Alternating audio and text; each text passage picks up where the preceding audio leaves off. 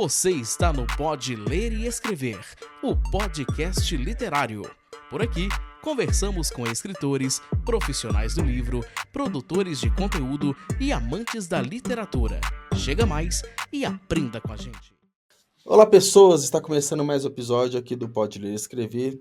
E o nosso convidado de hoje, ele é designer, apaixonado por cultura e arte japonesa, dono da agência E5 Marketing, editor da Sete Autores, na editora Sete Autores, e na Cenário de Minas também, na revista Cenário de Minas, revista e portal.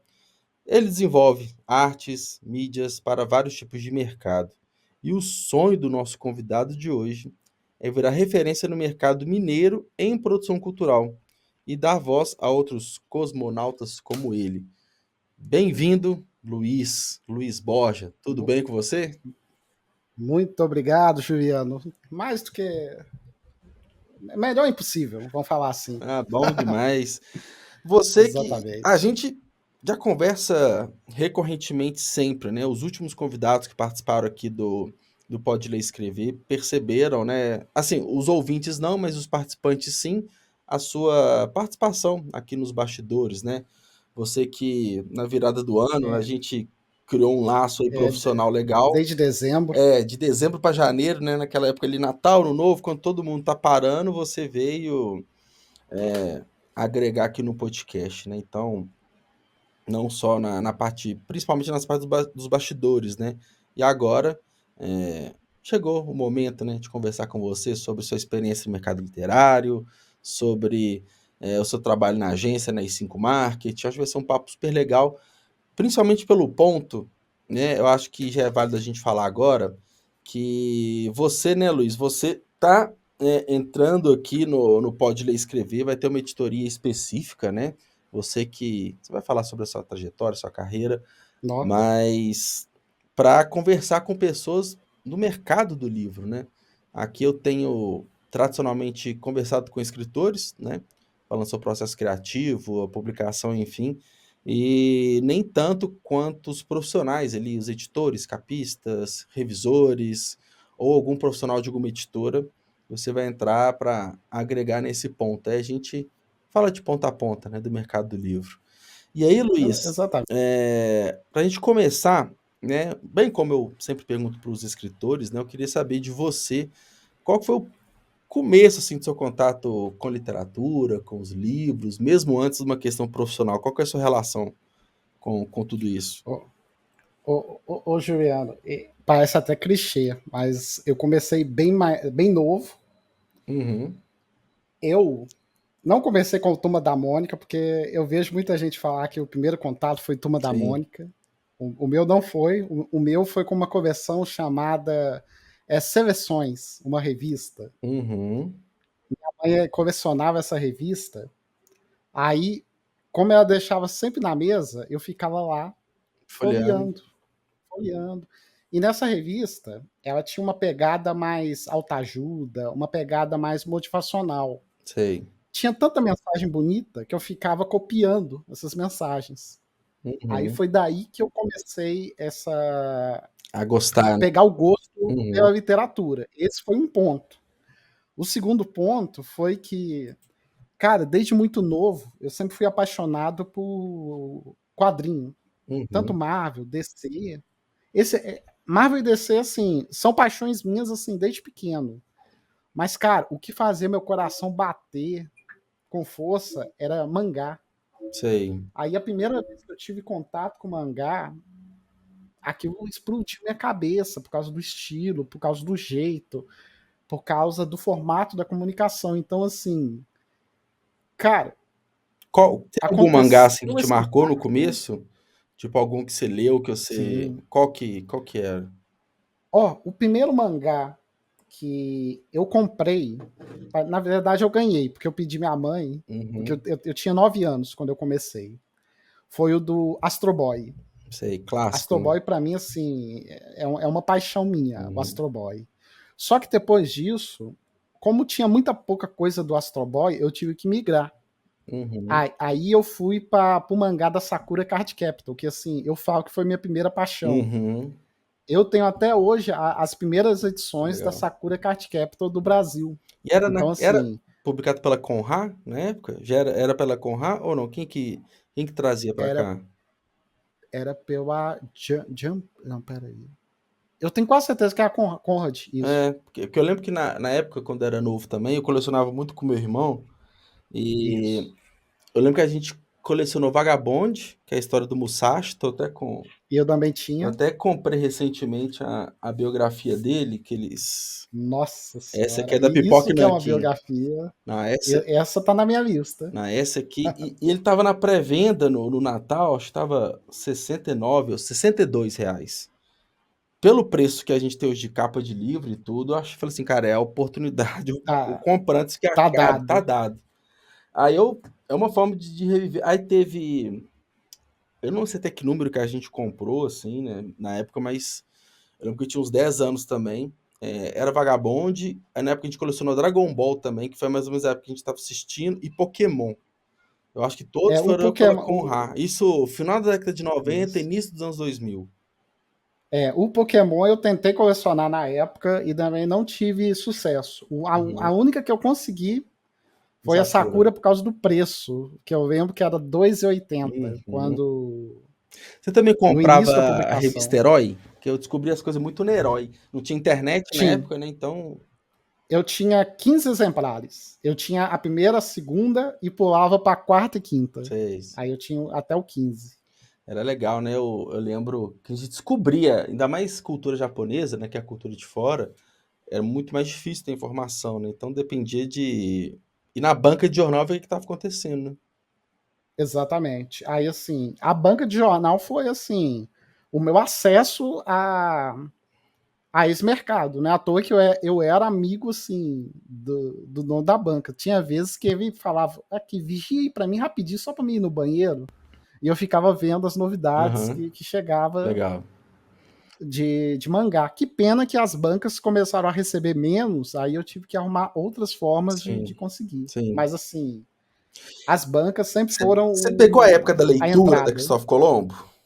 Que tinha aquele segundo andar pequenininho que a galera ficava jogando RPG. Nossa, Era assim, eu lembro. eu lembro que eu ia muito não, né? Mas às vezes eu ia sábado pra Savassi ali pra ficar jogando Pokémon, a galera ficava jogando card É, e é, ficar lendo, jogando RPG e tudo. também era um período que eu ia, que era só no sábado, que É, era o tempo que eu conseguia para juntar dinheiro para me pegar ônibus, é. isso com Mas eu 15, lembro que era meio que tinha meio que microeventos, né? Lá. E essa tinha. leitura, né, ela fechou, não existe mais, mas ela era clássica, né? Tinha um segundo andarzinho lá, parecia até um lugar meio Eu acho que escondido. todo mundo de BH tem uma história boa, É. assim, de coleção, quem coleciona tem alguma história boa com essa leitura. A leitora foi E um bom propagador, né? Até hoje, né? foi. Até hoje Não, ela até tem hoje sempre é. uma sessão até muito grande de cultura pop e tudo mais, sempre traz, né, pra gente. Exato, Mas aí, Luiz, aí na infância, né, ser muito mais próximo quadrinhos, mangás e tudo. exato. E aí como que foi assim, isso, você vislumbrava, talvez não nessa época, mas talvez um pouco mais velho, que a profissão, alguma coisa assim que tinha alguma coisa a ver com ilustração, com Ô, Juliano, literatura, enfim. começou.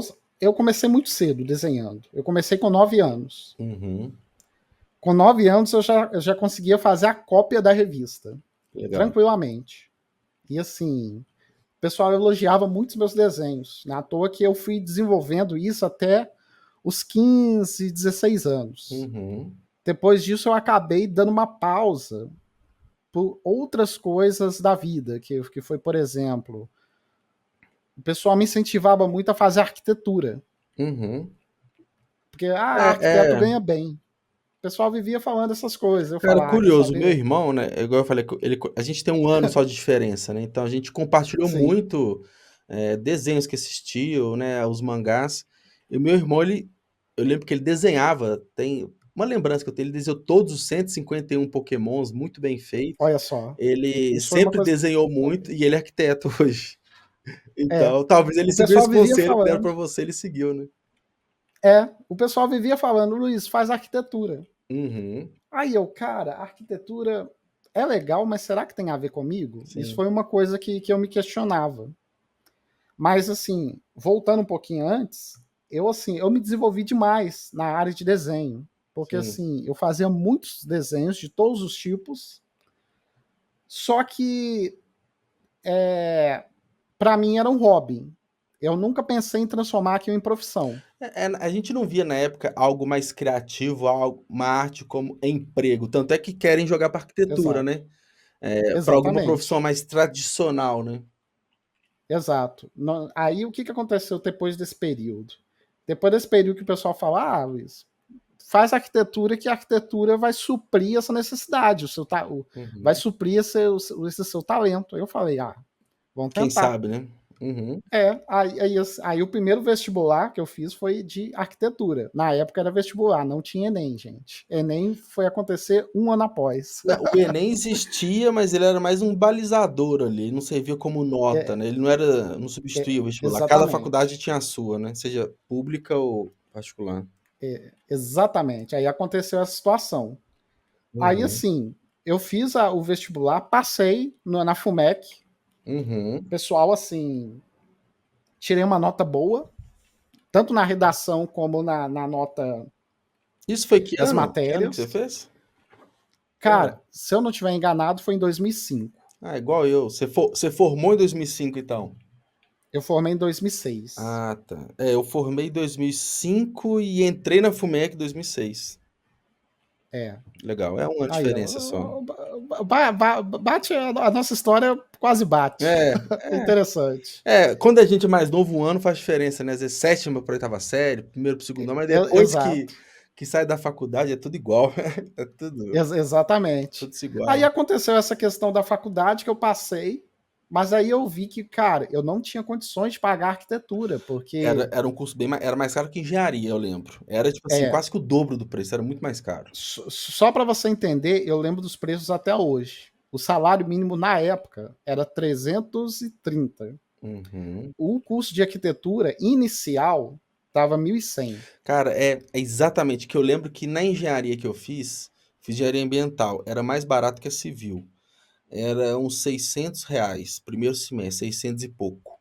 Então, a gente Exatamente. tá O falando primeiro. aí, numas conversões atuais, vamos colocar aí que a engenharia que eu fazia era, sei lá, R$ 2.000, né? E a arquitetura seria algo que na casa de R$ 3.500, né? Pensando ali, É, 3 vezes o salário mínimo. Era absurdo, era muito caro, né? Aí, assim, uma das soluções que eu pensei na época foi, opa, preciso arrumar um estágio. Pra dar E, aquela cara, ajudada, né? durante, eu acho que uns 8 meses, eu tentei todos os estágios possíveis e não consegui nada, né? Mais na área, né? Mais na área da arquitetura Pra, mesmo. pra tentar pagar essa faculdade. Eu falei, quer saber? Não, e era aqueles Desisto. estágiozinho que se pagasse o salário mínimo era assim. Exatamente. Só pra você ter uma ideia, na época, o estágio pagava R$ 180. Não, eu lembro que o meu primeiro estágio, que foi em 2007, tipo, uns 2 anos depois, eu lembro que foi R$ 310. Olha só o nível. Eu lembro que na época eu Ah, ah, namorava, eu saía, fazia tudo e dava. Assim, morando com os pais fica fácil, né? Mas é, tinha que se virar com. era tenso. Era tenso. Aí eu acabei desanimando de arquitetura, mas Uhum, aí eu falei, velho, eu não vou desistir fácil, não.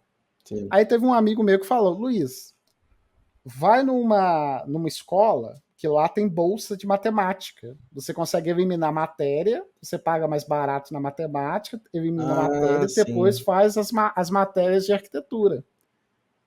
Aí eu falei, cara, Interessante, né? Nunca tinha pensado essa nisso. ideia é boa. É. Aí eu fui. Fui bonito, né, nessa escola. Eu esqueci o nome da escola, gente. Não vou lembrar porque faz tempo. Uhum. Mas eu lembro que eu cheguei lá na escola e o professor de matemática começou a falar de matemática 1, 2 e 3. Quando ele falou isso, eu falei, gente do céu, isso não é para mim, não. Isso não é de Deus, não, gente. É. Porque começou a fazer umas retas lá e eu falei, cara, Será que vale a pena esse sacrifício todo, né? velho, eu só sei que assim, teve a entrevista, Eu até esqueci de mencionar isso. Teve a entrevista, eu passei. Teve a prova, eu passei. Teve a redação, eu passei. Aí, quando foi no primeiro dia de bolsa, de matemática, o professor começou a rascunhar.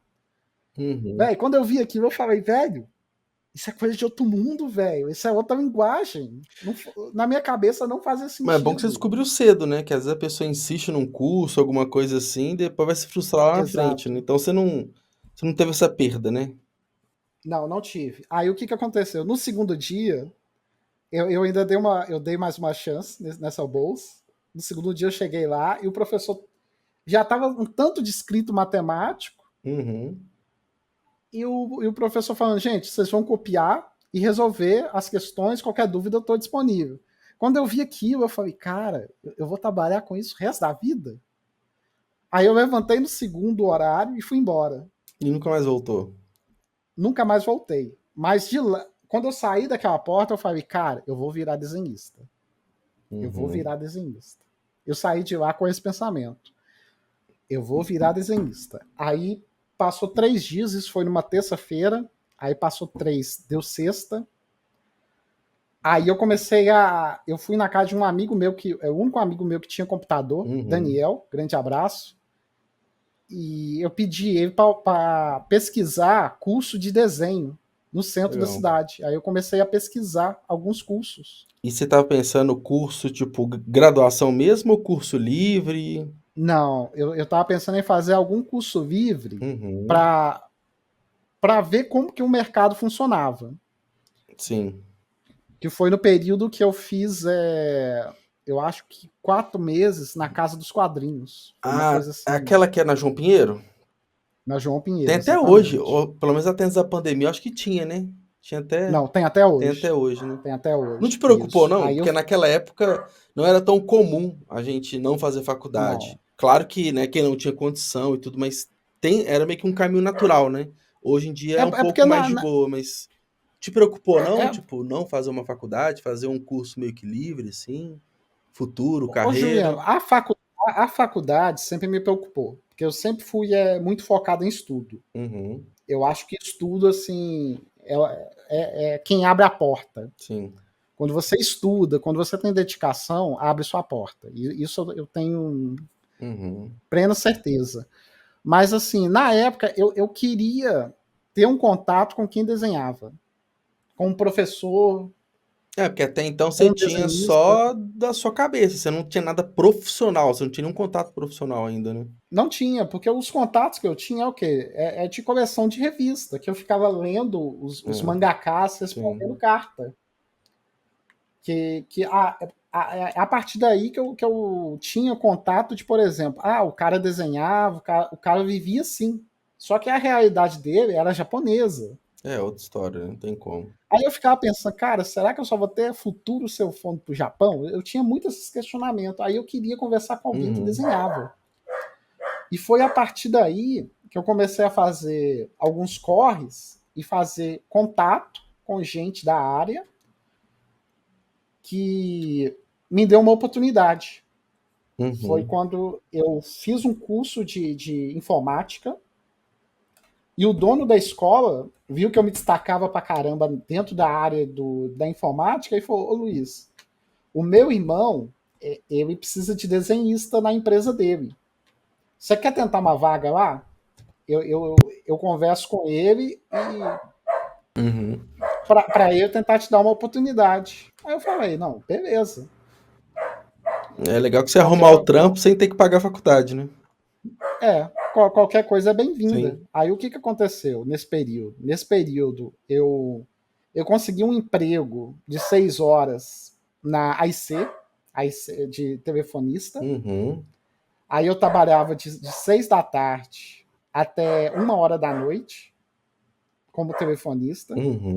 E no outro dia, na parte da manhã, eu acordava 7, ia trabalhar de 8 às 2 da tarde nessa empresa desse meu amigo. Sei.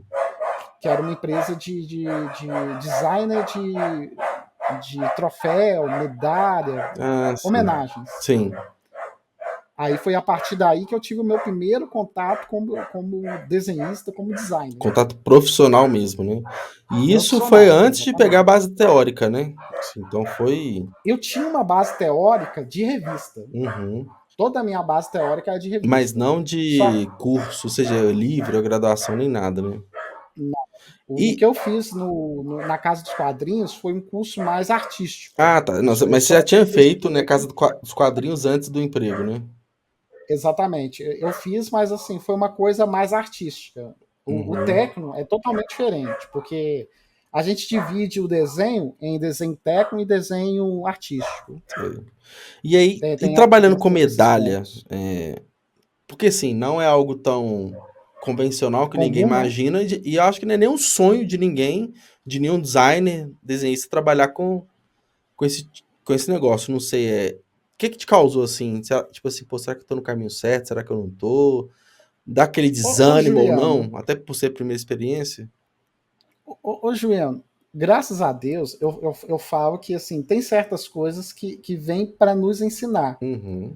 Nesse período que eu entrei nessa empresa, tinha o desenhista mais velho da equipe era o José Osvaldo, Uhum. o famoso José Osvaldo, que a gente chamava ele. Uhum. Ele era desenhista de carteirinha.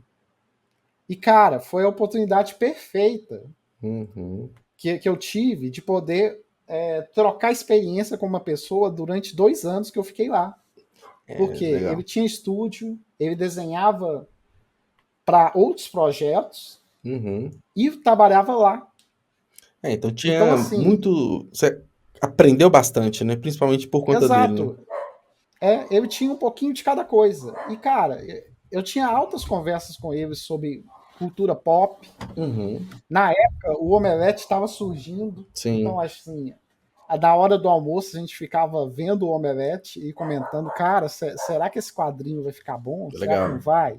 E a gente ficava com essa troca de informação.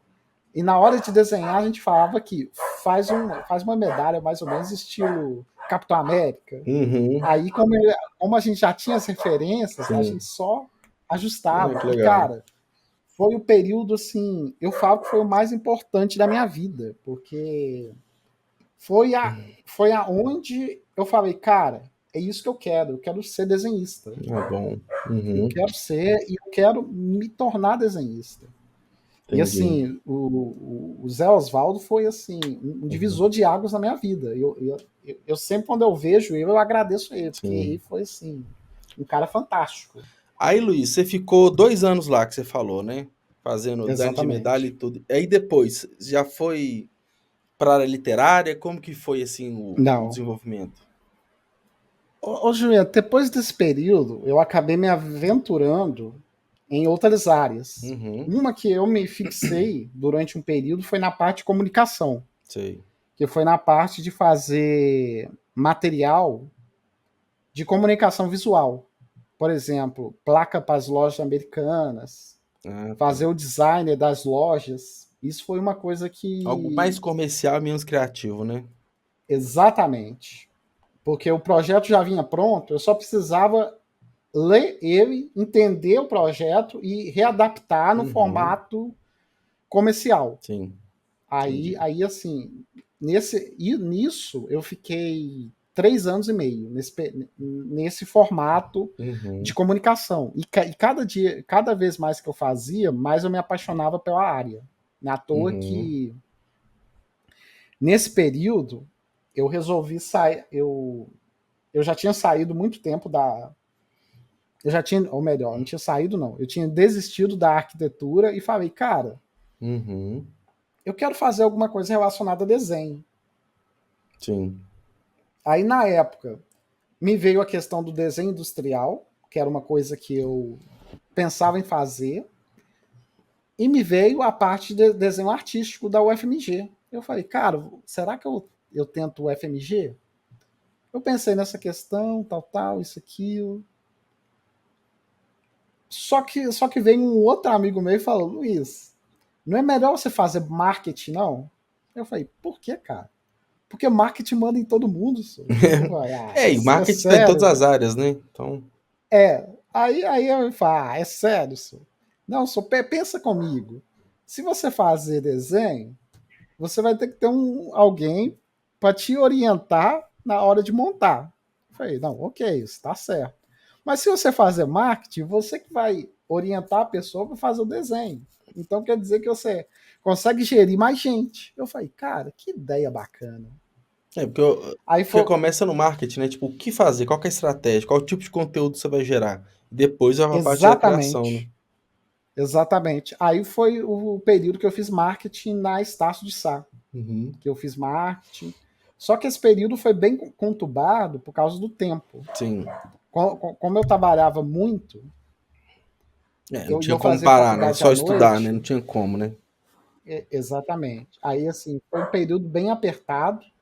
Eu falo que eu passei na faculdade, assim, basicamente empurrado, porque, cara, foi difícil.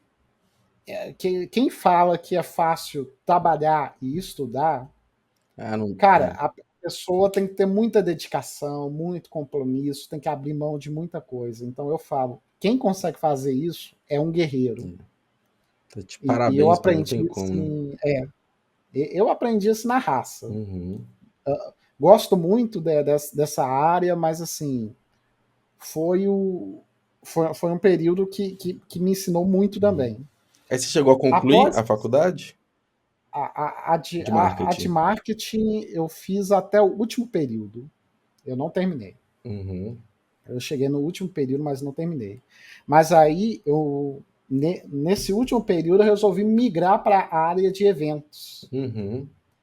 Que foi aonde eu comecei a ter contato com livros. Ou Legal. melhor, eu voltei a ter contato com livros. Por quê?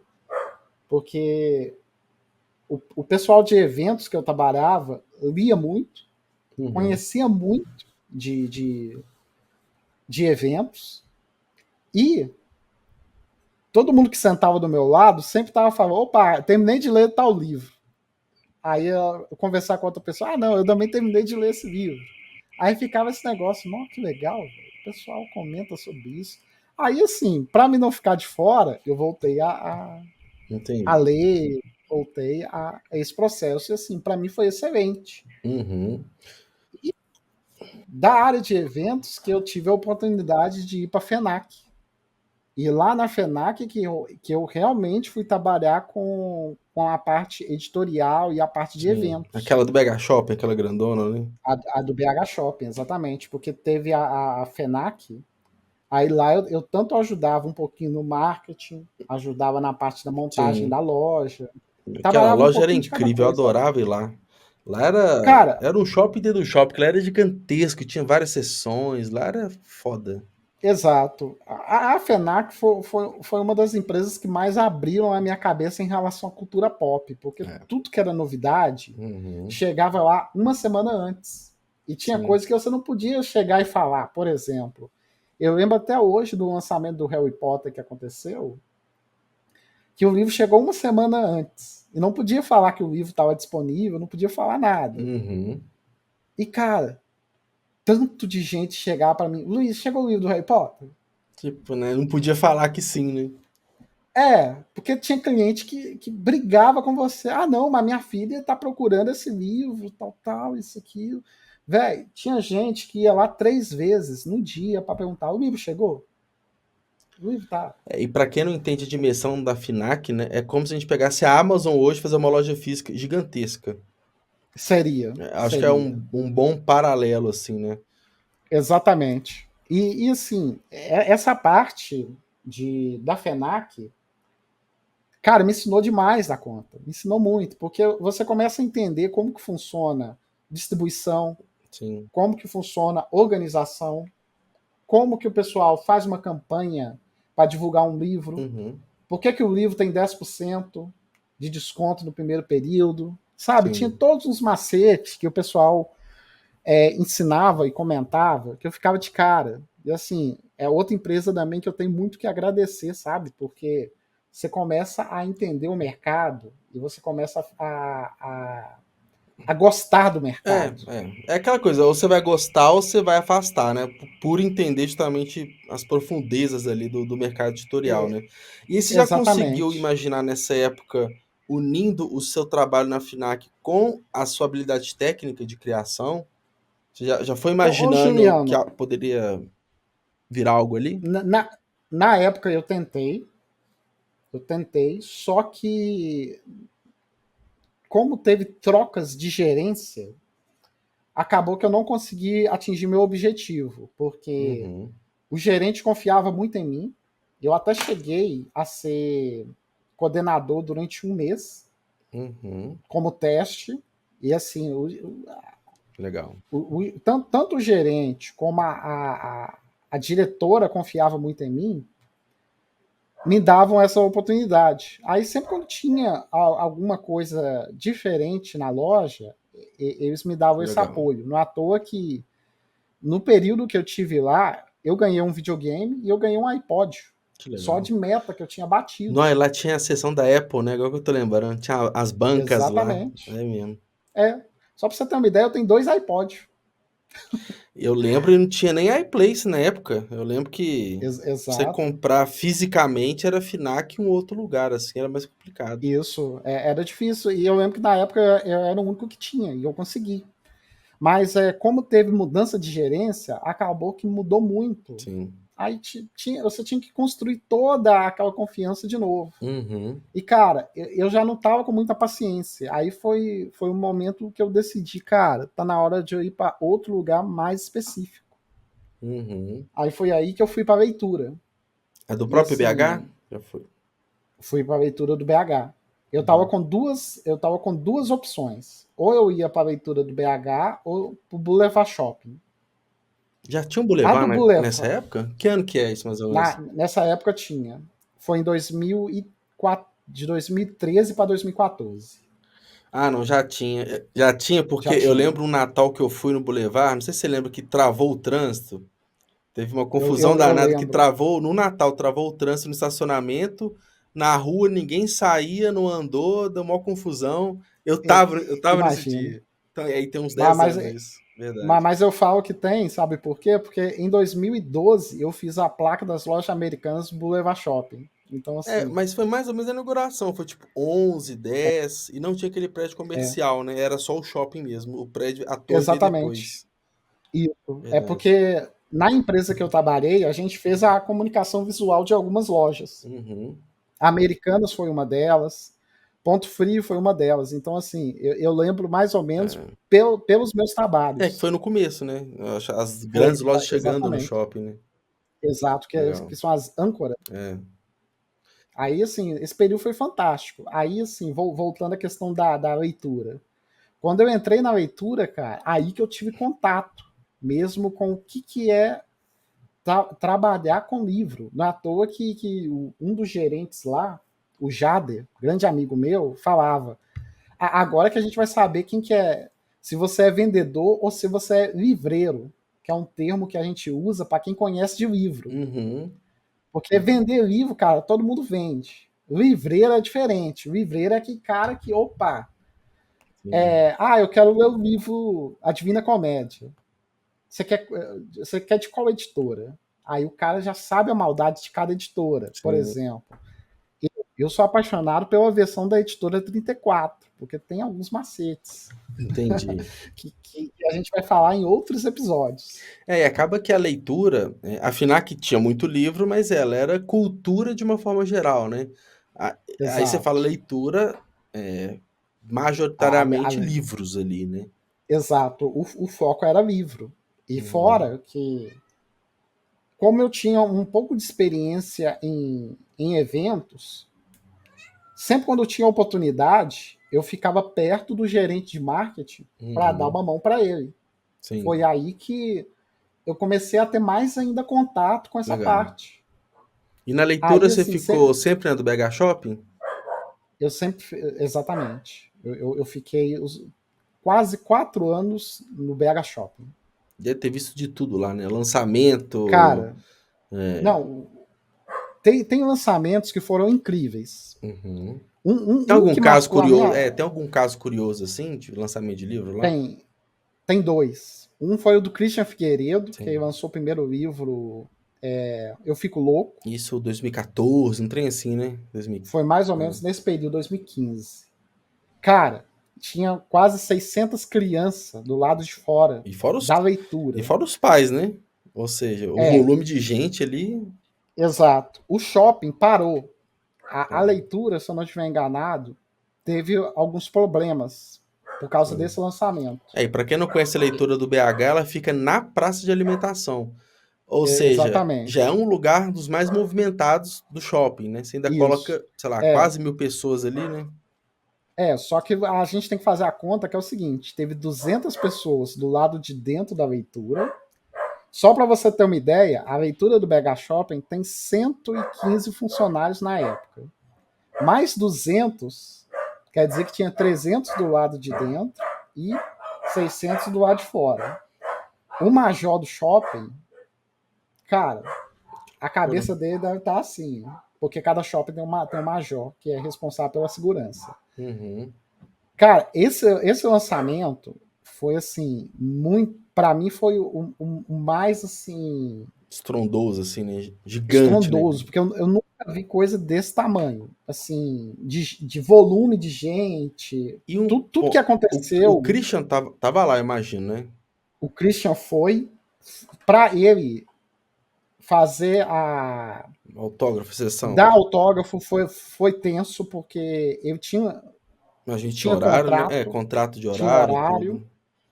Exatamente. Aí ele teve que ficar, eu acho que 2h30, 3 horas no máximo. E vende muito livro no caso desse? Cara, se eu não tiver enganado, vendeu 400 unidades. Uhum. Foi muito. Você tá pensando ali de 600, 700 pessoas, pô, é uma boa vendagem, né? Só que tem um contraponto. Por exemplo, uma loja daquele tamanho, como tem muita gente, atrapalha as vendas da loja. Você vende só o livro dele, né? Basicamente. Aí prejudica. Aí, assim, é por isso que tem que ter um certo planejamento. Mas, assim, no geral, esse foi um lançamento que eu assim, eu falei, cara, que doido. Sim. Que doido é mexer com literatura, sabe? Assim, eu achei fantástico. Esse foi um que marcou, que eu fiquei de cara. Agora, um que marcou a minha vida foi o do Piegas, que é o Papai é Pop. Uhum.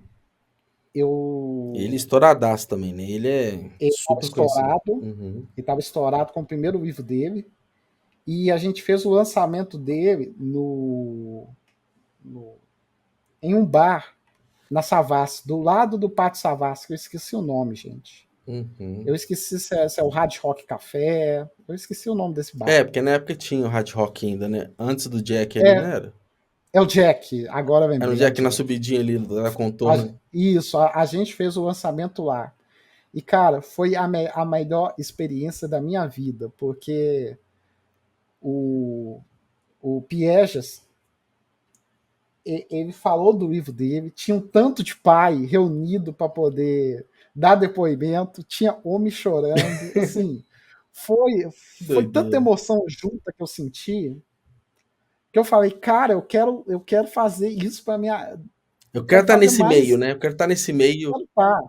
Isso. E assim, eu falo que a vida, ela te guia de uma forma muito imprevisível, porque um ano antes eu fiz o curso de criatividade do Piegas. De repente você estava participando do lançamento do livro dele, né? Exato. E eu parei para conversar com ele e falei, cara, eu fiz seu curso, hoje eu estou aqui conversando com você. Aí, depois desse dia, eu falei, velho, eu quero viver de literatura. Que legal. Porque assim, viver de literatura é uma coisa que não é todo mundo que consegue, porque tem um preço a se pagar.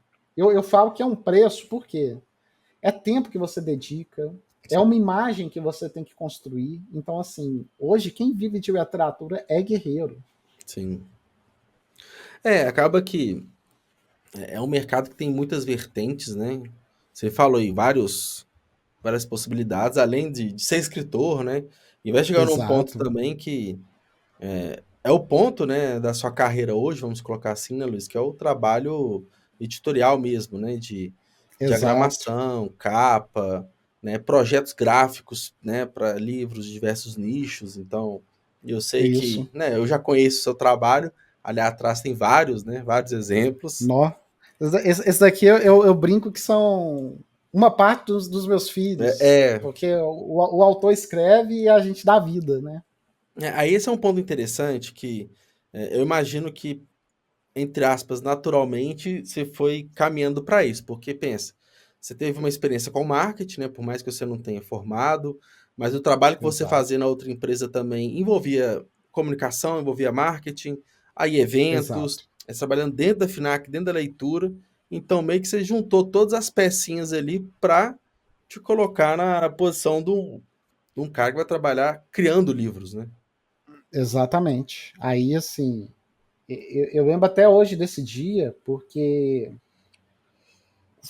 foi assim, foi um dia comum na leitura, Sim. porque a gente tava fazendo a manutenção da loja, dos materiais, tudo. Aí um grande amigo meu, Miller Brito, que trabalhava comigo, Que virou para mim. inclusive você vai entrevistá-lo, né? Vou colocar um spoiler aqui. Exatamente. É isso. Grande Miller. Lançou vários livros. E assim, eu lembro que o Miller ele tinha acabado de lançar o seu livro, o Rede Neural. Uhum. E assim, teve um destaque legal. E eu lembro que eu virei para ele e falei: Ô Miller, eu também desenho. Se você tiver interesse, eu posso fazer a sua capa. Aí falou: Ô Luiz, vamos fazer um teste então. Aí assim, o Miller foi a primeira oportunidade de livro que teve grande destaque.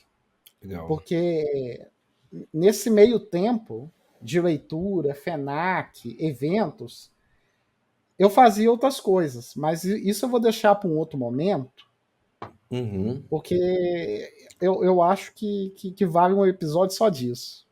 Não, Que são não, e na editoria histórias que você vai proibidas. apresentar, pô, você vai conversar com o Milha, você vai, né, compartilhar muita história. Então, episódio por episódio, você vai soltando pílulas da sua carreira também. Exatamente. Exatamente. Porque aqui eu estou sintetizando muita coisa. Sim. Mas eu lembro que o Miller me pediu para fazer a capa. Você tem essa primeira E capa aí? Pra mostrar pra tenho, gente? tenho sim. Que foi O Ah, Inverno dos Escritores Mortos. Esse daqui essa é eu a já vi. primeira versão. Uhum. É a primeira versão do livro. Depois ela E saiu via foi o livro. editora, né? Depois ele saiu via editora e depois teve uma reedição. E todas eu participei. Legal. É. Eu gosto de falar que esse daqui foi um livro que destacou minha carreira, porque o que aconteceu? Esse livro, ele não só estava sendo mostrado para muita gente, mas ele também estava na leitura aonde eu trabalhava, Uhum. ele estava na exposição, ele tinha saído no jornalzinho da leitura, quer dizer que, cara, Ele correu, né? O livro correu, né? ele correu. E assim, eu achava interessante, e foi uma coisa que eu não percebia, que o que aconteceu nesse período? Às vezes chegava mensagem para mim me perguntando: Luiz, o que vai acontecer com o detetive? Aí eu, Não posso falar mas não fui eu que spoiler, né? escrevi. Mas na minha cabeça eu ficava pensando, velho, mas não fui eu que escrevi, por que o pessoal tá me perguntando? Uhum. E tinha muito disso. Legal. Aí, assim, de acordo com o que o Miller ia produzindo, eu ia lá e ia fazendo. Não é à toa que eu acho que 1 ou 2 anos depois saiu a Primavera dos Sorrisos Não, e Macabros, que essa foi capa assim. também é sensacional, viu? Essa capa foi uma capa que me destacou demais, porque foi um livro que teve um volume muito grande de venda Sim. e também teve um volume muito grande de gente me mandando: Luiz, o que vai acontecer com fulano de tal? Aí eu falava: gente do céu, Povo curioso, né? mas, mas eu não escrevi nada. Uhum. E, cara, isso começou a mexer comigo de uma forma que cada dia me dava mais prazer em trabalhar com os livros. Sim. Até que chegou um ponto que o Miller lançou seu terceiro livro. Não, na verdade é o quarto. porque teve um material entre os dois, que a gente vai deixar para um outro momento. Uhum. Mas esse livro aqui foi um outro que também chamou muita atenção de muita Sim. gente, que foi o Broken Sea. Isso eu vi presencialmente lá na leitura. Isso aí também, Exato. com a capa muito Esse é um linda. livro que tem um acabamento, um material todo diferenciado. Aí chegou um ponto que a gente foi num evento, eu e o Miller, e um cara, que eu sou mega fã dele, porque ele tem um trabalho fantástico de desenho, virou para mim e falou: Luiz, eu sou seu fã. Ó, Eu falei, cara, o que eu fiz de errado? Eu que sou fã do cara e o cara tá falando que é meu fã? Eu fiquei com isso na cabeça. Aí ele chegou pra mim, ô Luiz, eu vi a capa que você fez pro Miller, cara. que Eu acho massa. aquela capa indecente. Eu falei, cara, eu acho o seu trabalho foda. Você não tá entendendo? Sabe, a gente com aquela troca de De elogios, né? informação, de elogio, eu falar, velho, que doido. O meu trabalho tá me proporcionando isso. Isso é legal demais, né, cara? O reconhecimento do outro é muito importante, né? Nossa, e assim, eu virei fã do, se eu não estiver enganado, é Rafael. O primeiro nome dele. O segundo nome dele é alemão, aí eu não sei falar não, tá, gente? É Rafael, fica como Rafael. Aí eu vou deixar Rafael mesmo.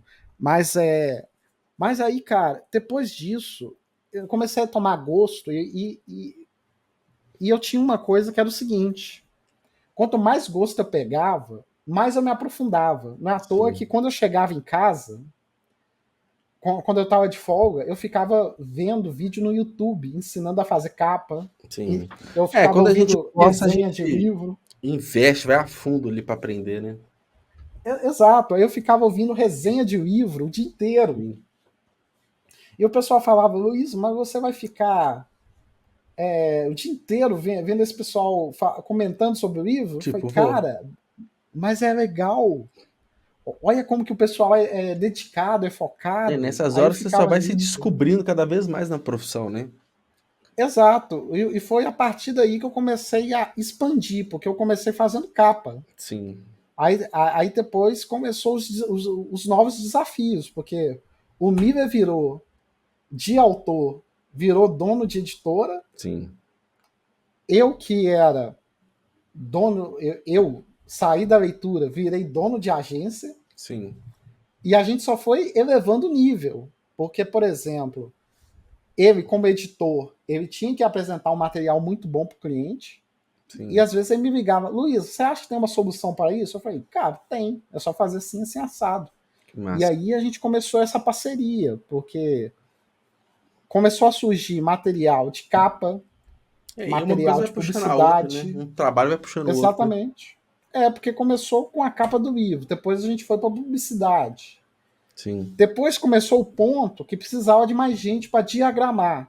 E eu comecei a diagramar os livros. Uhum. Começou a parte de montagem, que era uma parte que eu entendia, porque eu via muito vídeo no YouTube, Sim.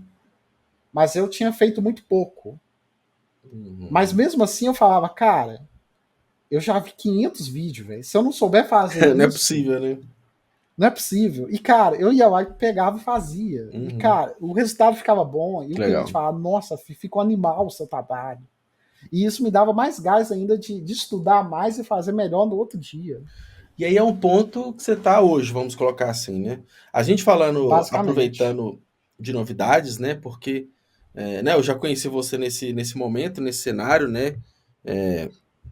Inclusive, vou até aproveitar e colocar na descrição aqui do vídeo um trabalho, acho que o primeiro trabalho que a gente fez junto, fora o Pode Ler e Escrever, que foi um trabalho para o Clube de Autores, né? Que apoia nosso canal aqui desde o começo, que é o Guia dos 100 influenciadores literários para acompanhar em 2023. Então, olha como que é bom também a questão de parcerias, né? Eu recebi essa missão do clube, né, de fazer essa curadoria desses 100 influenciadores. E eu falei assim, Luiz, eu tô precisando, vou precisar de alguém para fazer o projeto gráfico, né? E a versão digital já saiu, né? Já tá para baixar, vou colocar o link aqui. Tá bonitona, todo mundo que tá vendo, tá elogiando. E aí eu acho que vai elogiar assim, mais ainda na versão física, né? A gente aprovou hoje, inclusive a data de gravação desse vídeo, a gente aprovou a capa e tá quase saindo a versão física. E aí nossa, a versão física vai ficar maravilhosa, assim, né? pelo que a gente já viu na tela do celular, vai ficar Na legal. tela, E aí é um primeiro trabalho, né, que segue toda essa linha que você falou. E aí, mas isso foi só uma questão pontual, né, que já mostra essa sinergia e uma coisa puxando a outra, que a gente tem falado. Mas o grande lance, exatamente. né, que eu acho que talvez que justifique mais a conversa aqui de hoje, é esse anúncio, essa mudança, né, do Pode Ler e Escrever depois de 112 episódios 112. publicados, o Luiz entrando com uma nova editoria. Então, para quem acompanha a gente há mais tempo, o Pode Ler e Escrever começou com um episódio por semana. Em 2021, né, que a gente começou. Em 2022, durante todo o ano, foram 2 episódios por semana. A gente produziu pra caramba. Em 2023, era um episódio só, mas com a entrada do Luiz, né, a gente também tá com uma outra parceira que tá bem nos bastidores agora, que é a Juliana, né, a Ju. A gente vai voltar com essa segunda editoria, né? Como eu disse no começo, eu vou continuar entrevistando os autores, né, para a gente falar sobre processos criativos, dificuldades Exato. como escritor, e o Luiz, né, vai pegar toda essa bagagem que ele contou aqui ao longo de anos para mostrar literalmente os bastidores, né? Mostrar aquilo que É, ninguém vê, aquilo que ninguém o, sabe do mercado editorial, né? igual a gente brinca aqui que o lema do podcast é dar voz É. a quem precisa, aos novos autores. Aos novos autores Tá isso é na hora importante, só que tem Exato. vozes que, teoricamente, né? Vamos pensar assim, a pessoa trabalha no setor de marketing de uma editora. Teoricamente, Exato. Quem que é o fulano? teoricamente é alguém que está ali só fazendo o trabalho dela normal, mas que ela pode contribuir falando sobre a experiência dela, né? Não, não só pro, sei lá, para os autores, né? O que uma editora valoriza no momento de, sei lá, analisar o original? Ou então, né, o Luiz, com experiência e somando FINAC leitura de 7 anos, você está falando aí, de 6, 7 anos, né, do mercado de venda e distribuição de livros físicos, né? Então, o que a gente consegue extrair? E não só o Luiz, né? O Luiz tem uma boa bagagem, vai ser um bom mediador, mas a gente vai trazer essas pessoas que entendem do mercado, né? Que estão ali dentro. Nosso objetivo é dar voz pro desenhista, dar voz pro revisor, porque, cara, às vezes a gente só entende a grandeza da pessoa quando a gente entende a grandeza do projeto e como a gente precisa lapidar o projeto. É dar valor, né, a esse tipo de profissional, porque o leitor, né, o consumidor final, pega ali, ele não imagina o trabalho de criar uma capa, por mais simples que ela possa parecer ser. E ele não imagina também o tanto de vai e vem da questão textual que existe até o texto ficar perfeito. A gente viu isso agora no guia, né? Não, um errinho ou outro, é um ponto aqui e ali. Exato. Igual eu acabei de receber esse material aqui. Legal. Que eu tô fazendo a parte de organização do material, mas quem fez a capa foi outra pessoa. Uhum. E assim, é tão gostoso quando outras pessoas que não são da área participam desse tipo de projeto. Eu vou te dar um exemplo, que foi até um livro que eu pulei aqui, que eu não coloquei na minha lista aqui, mas que uma amiga minha que é artista plástica, que nunca fez livro, eu chamei ela para participar. Legal. E assim, foi uma experiência maravilhosa, porque foi outra troca de informação que o material precisava. A gente precisava dar uma cara nova pro livro. E o know-how dela como artista plástica fazia todo sentido. Aí é legal assim, trazer isso, porque é algo que é imprevisível, ninguém imagina, e, pô, precisou para aquela entrega pontual de um livro, né? Exatamente. Aí é por isso que o meu objetivo com essa curadoria é a gente mostrar os pequenos detalhes que às vezes a gente não percebe. Porque, por exemplo, a gráfica. Será que a gente deve só olhar o preço? A gente não tem que olhar o acabamento, a gente não tem que olhar tempo de entrega, né? Enfim. Tempo de entrega. Isso é coisa que faz muita diferença no produto final. E que geralmente então, as pessoas não sabem que existe, porque a gente falando de uma literatura independente, por exemplo, é a primeira experiência de muitos, né? Tá entendendo o mercado editorial agora, então a gente entregar um conteúdo rico nesse sentido é muito válido, né? Exato. Às vezes a gente pode até se questionar por que o livro fica muito velho na prateleira, fica muito amarelado.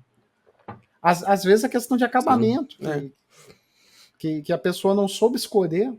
Isso, Porque tem isso é um muita gente ponto que legal, né? coleciona. Pegar essas experiências, porque no fundo o nosso público ouvinte, né, que são pessoas interessadas em literatura, no mercado literário, até autores também, vai ser muito relevante. Eu vejo muito como uma editoria muito mais curiosa, vamos colocar assim, né, de muito mais Exato. informações que vão atiçar essa curiosidade no ouvinte do que a outra editoria que é com os autores. Então, acho que vai dar super certo, porque Não, são conteúdos complementares.